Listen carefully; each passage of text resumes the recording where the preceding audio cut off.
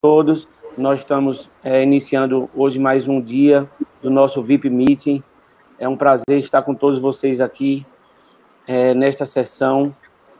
Muito obrigado a todos os palestrantes, mediadores e presidentes de mesa pela oportunidade de estarmos juntos nesse grande evento. Vamos iniciar a sessão com a primeira aula do Dr. João Valverde. Muito obrigado, João, pela oportunidade. E eu queria chamar a doutora Érica e a Gabriela para a apresentação da sessão. Muito obrigado. Eu que agradeço. Bom dia a todos do virtual eu gostaria de agradecer a presença do professor João que grandes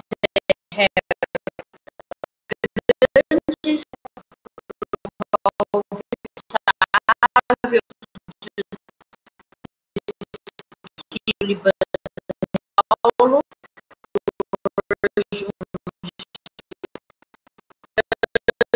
de especialista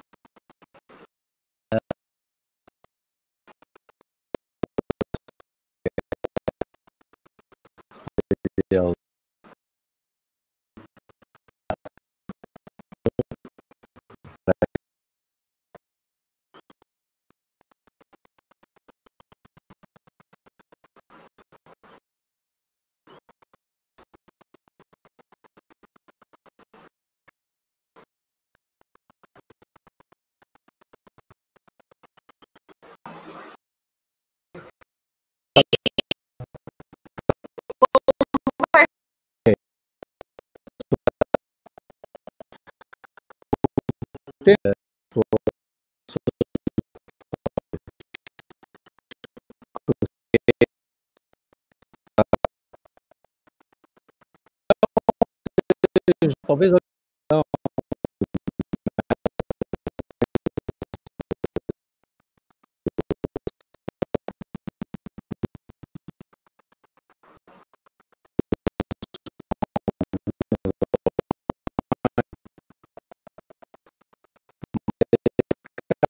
Nesta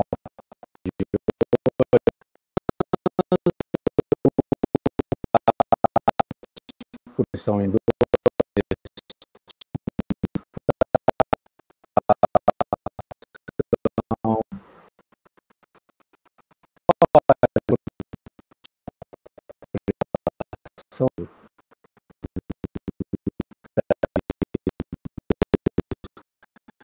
diversas com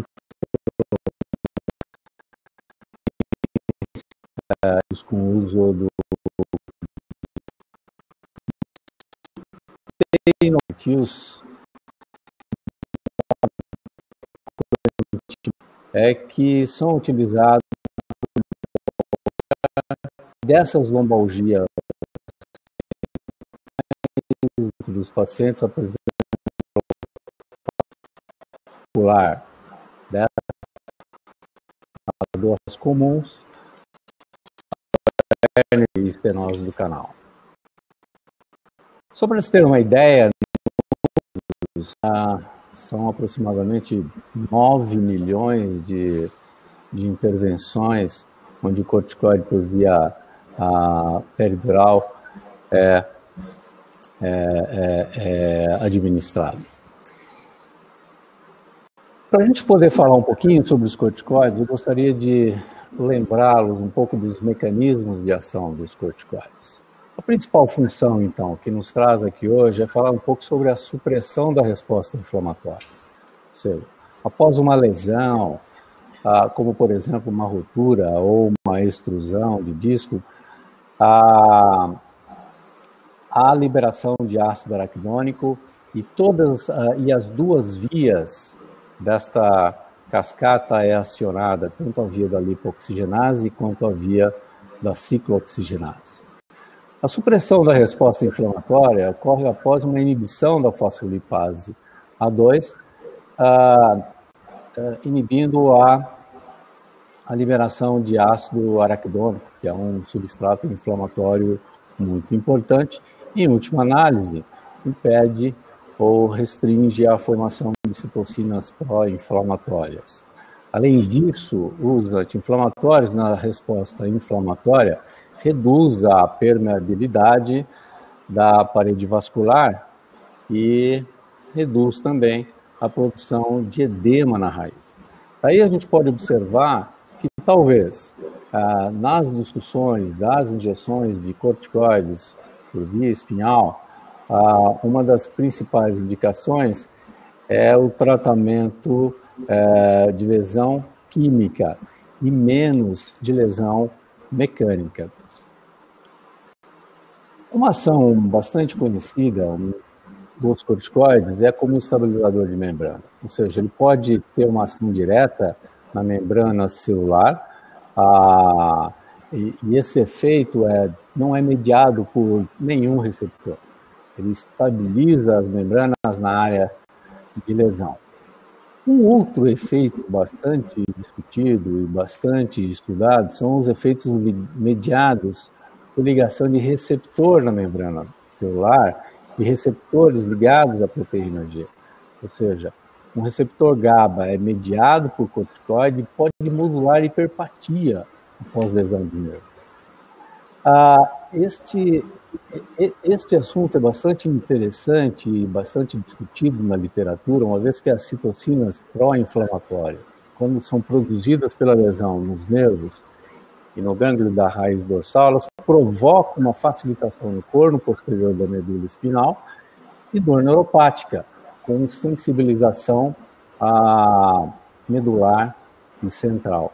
A hiperpatia é um sinal de dor neuropática, a gente pode dizer talvez quase patognomônica. Em todo doente que tem dor neuropática, a gente pode encontrar a hiperpatia, mas ainda é um assunto bastante discutido.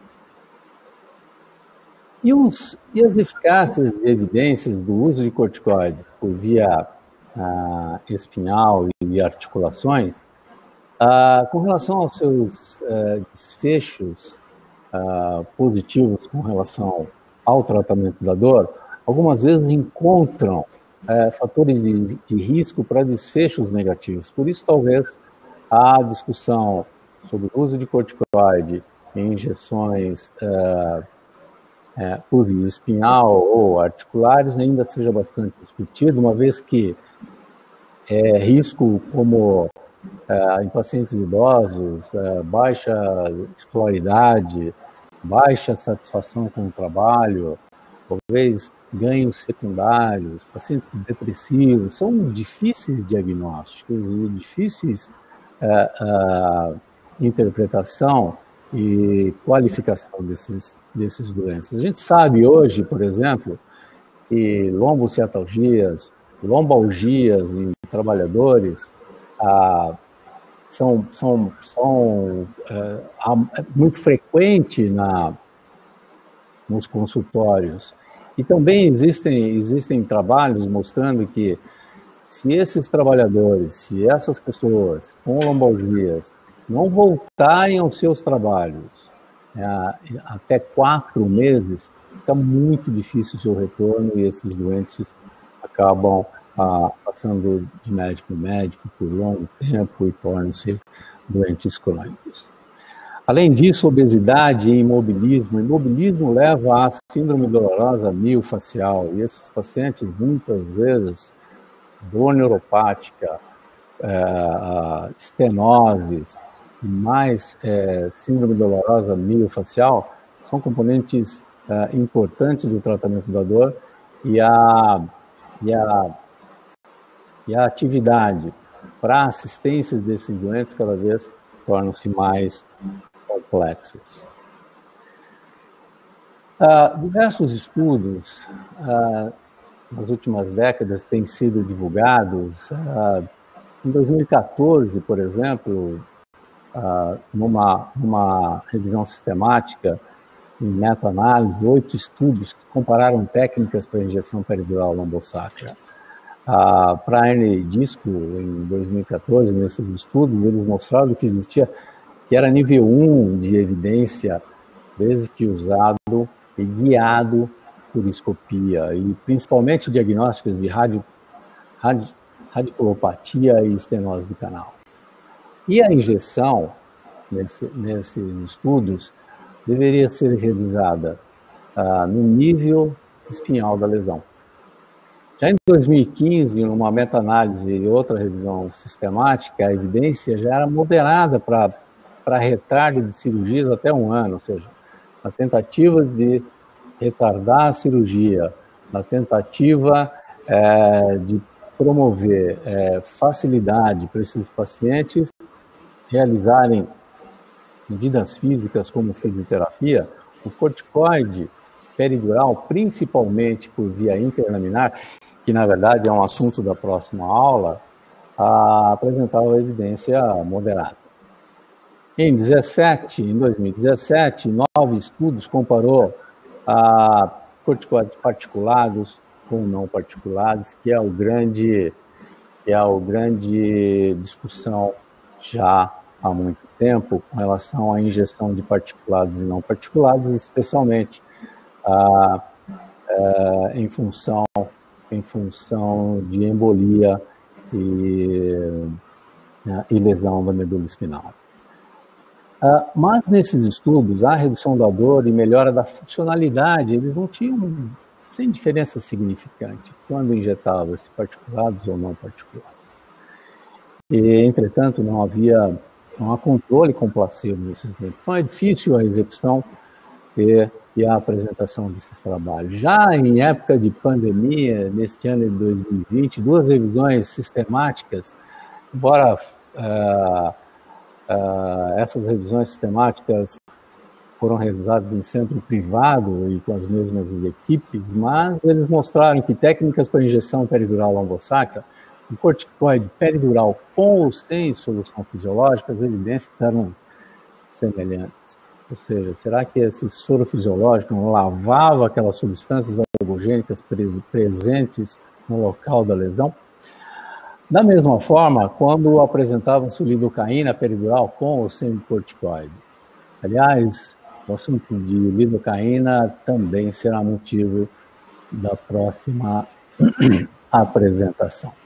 Mas lidocaína peridural com ou sem corticoide tem nível 2 de evidência moderada. Entretanto, com ou sem corticoide, a lidocaína não tem diferença nenhuma de 1 ano a 2 anos, e o alívio da dor passa de 50%. Ou seja, nessas revisões, eles apresentam um corticoide que é reservado para pacientes que não respondem com lidocaína e presença de radiculite. Então, já é uma outra apresentação importante do uso do corticoide. E o melhor desfecho para a funcionalidade é quando associa-se lidocaína com corticoide, em 74% com relação à funcionalidade, que em última análise, não só o alívio da dor, mas a funcionalidade é que nos interessa bastante. Os corticoides são divididos em ésteres e não ésteres, em particulados. São os ésteres insolúveis em água. Entretanto, os ésteres eles têm uma meia-vida longa e uma atividade prolongada em articulações.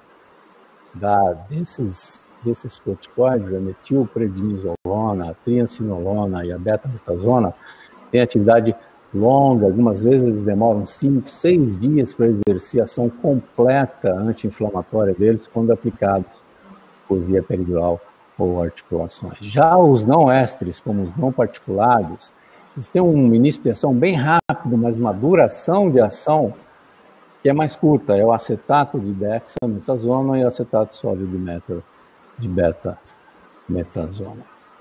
Mas tem umas características interessantes e importantes que a literatura relata e que nós devemos prestar bastante atenção e ficar muito cuidado nisso, que é com relação à duração da supressão adrenal. Observem que a hidrocortisona, assim como o cortisol, tem potência anti-inflamatória de 1, ou, por outro lado, a beta-metasona tem potência anti-inflamatória comparado ao cortisol e à hidrocortisona com 25. Ou seja, mas, dentre os diversos protocolos que a gente encontra na literatura de injeção de corticoide por via peridural, em punção única, single shot ou uma sessão de 3 vezes a cada 3 semanas ou 4 semanas, uma injeção de triancinolona, por exemplo, observem que a duração da supressão adrenal pode chegar até 3 meses. Isso é bastante importante. E o que se recomenda hoje, principalmente o FDA, é que, com relação a articulações, a injeção menor para articulações menores, ou seja, doses menores de corticoides dependendo do tamanho da articulação desejada para a injeção. Além disso, algumas complicações que são o que mais nos interessa também com relação aos corticoides é a inibição da via inflamatória, seu efeito imunossupressão, de cicatrização de feridas. Entretanto, os estudos ainda são insuficientes com relação a isso. Será que realmente a gente atrasa a cicatrização de feridas e aumenta o risco de infecção? Isso ainda é bastante discutido, além da hiperglicemia e da resistência à insulina levando à infecção. Ou seja, quando a gente vai funcionar um paciente diabético, por exemplo, um risco muito maior do que isso, e de aumentar a glicemia, é o risco de infecção. Talvez a gente consiga aí controlar o aumento da glicemia durante 5, 6 dias, uma semana, mas o risco de infecção tem que ser pesado, tem que ser sempre levado em consideração, além da lipomatose, que é o acúmulo de gordura peridural, que está associado a diabetes, obesidade. Algumas vezes o corticoide pode aumentar essa lipomatose e o paciente apresentar compressão. Já complicações intra e extra-articulares, existe a redução de cartilagem articular, uma frequência aí de 0,7% a 3%, que depende do tempo e da dose aplicada. Um risco de artrite séptica é baixíssimo, mas deve ser sempre considerado, e lembrar sempre das injeções de corticoides extra-articulares com a apresentação de necrose tecidual, a redução da calcificação, aumento na absorção óssea e de ruptura de tendão. Isso é muito importante e é bastante discutido na literatura com trabalhos bem variados. Oi. Oi, desculpa. Tudo bem? Estou acabando. Mas o que interessa muito mais é com relação à lesão da medula espinhal, principalmente com relação a particulados. É muito rara a embolização da artéria espinal e, especialmente, o cuidado deve ser levado em consideração, principalmente com relação à transforaminal cervical. A triancinolona pode variar o tamanho das partículas dela depois da apresentação e alcançar, às vezes, até 12 vezes o tamanho dos glóbulos vermelhos. Então, a embolização da artéria cervical por corticoides particulares são muitos estudos tentando mostrar a embolização de arterial, e nesse trabalho, um estudo anatômico com 10 cadáveres, e eles tentam mostrar que existe a apresentação de ramos suplementares da artéria espinal cervical profunda em quase 20% dos casos.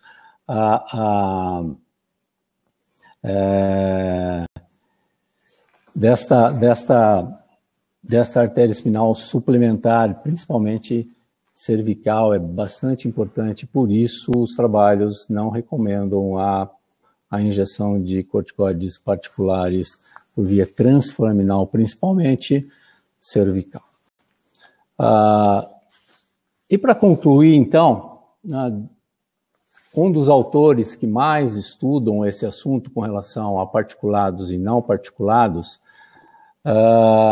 ele recomenda que a betametasona comercial, ele recomenda a betametasona comercial, suas preparações comerciais para soluções não solúveis, né, de preferência, e a dexametasona é a solução, o esteroide não particulado, mas ainda muitos estudos ainda precisam ser apresentados e seus benefícios e desfechos positivos precisam aparecer antes das suas recomendações. Era isso que eu tinha que dizer. Muito obrigado.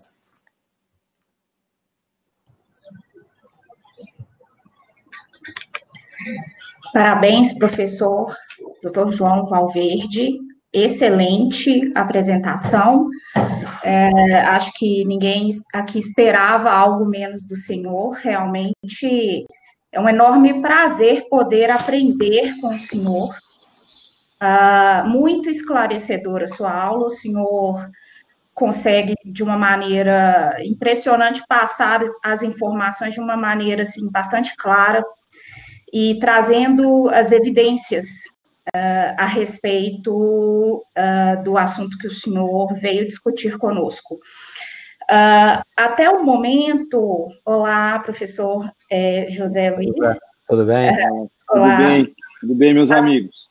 Faz tempo que eu não vejo o Zé, faz tempo que eu não vejo o Marcelo, a Gabriela. Verdade. Bem, imagina. Acho que a gente está aqui para discutir, né?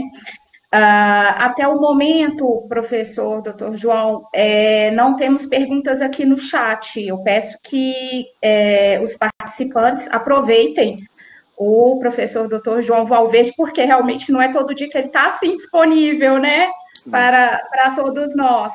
Mas eu tenho algumas perguntas que eu gostaria de fazer para o senhor, Dr. João. Érica, só um minutinho, meu anjo, só um minuto. Pode falar, Sim, Milton. Claro. Desculpa, não, é porque a gente, para poder manter o horário, que o Marcelo vai vir, para o Marcelo poder dar a aula dele sem a gente perder, assim, o Ebert já dele, com a professora dela na outra. Aí, essa ficar ali em cima, do lado, João Valverde. Certo. Do Ebert, sala do Ebert. Quando o Ebert, ele... né, a gente, todo mundo lá no final, pra... Puxa.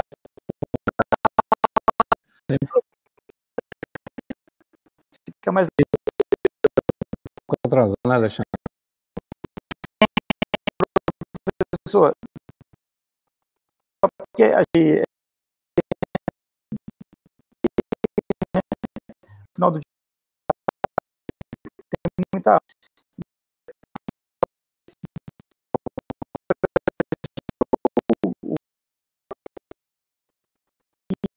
no fim